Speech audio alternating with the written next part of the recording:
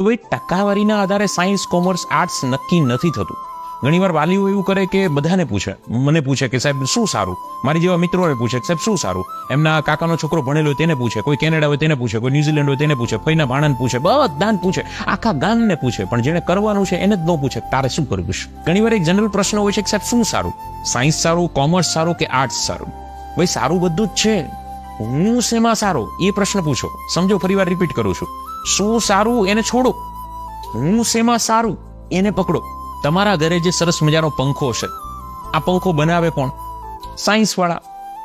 બનેલા પંખાને વેચે કોણ? કોમર્સ વાળા. એનું પેકેજિંગ, એનું માર્કેટિંગ, એનું બ્રાન્ડિંગ અને સેલ કોણ કરે? કોમર્સ વાળા. તમે કહો સાહેબ તો આર્ટ્સ વાળા શું કરે? આર્ટ્સ વાળા છે ને ભાઈ, લોકોના મગજનો સાયકોલોજીકલ સર્વેના આધારે નો આઈડિયા લગાવે કે લોકોને કેવા કલરનો, કેવી પેટર્નનો પંખો ગમશે. તમે જોજો, પંખા એટલે તો 3 પાંખિયા છે, એક સાયન્સનું, એક કોમર્સનું ને એક આર્ટ્સનું. આમ એક સિમ્પલ ઉદાહરણથી તમને સમજાવું. સમજાય છે? હવે તમે મને કહો કોનું વધારે મહત્વ, સાયન્સનું, કોમર્સનું, આર્ટ્સનું? ભાઈ તકલીફ એ નથી. તકલીફ શું છે ખબર? વેચવાની સ્કિલ વાળો બનાવવામાં ઘૂસી જાય છે, બનાવવાની સ્કિલ વાળો સર્વેમાં ઘૂસી જાય છે, અને સર્વેની સ્કિલ વાળો કરે જ રહી છે. પ્રશ્ન આ છે, રાઈટ સ્કિલ વાળો વ્યક્તિ જો રાઈટ કોર્સમાં જાય તો એ ત્યાં ક્રાંતિ કરી શકે, તો એ ત્યાં ખૂબ સારું એવું કામ કરી શકે.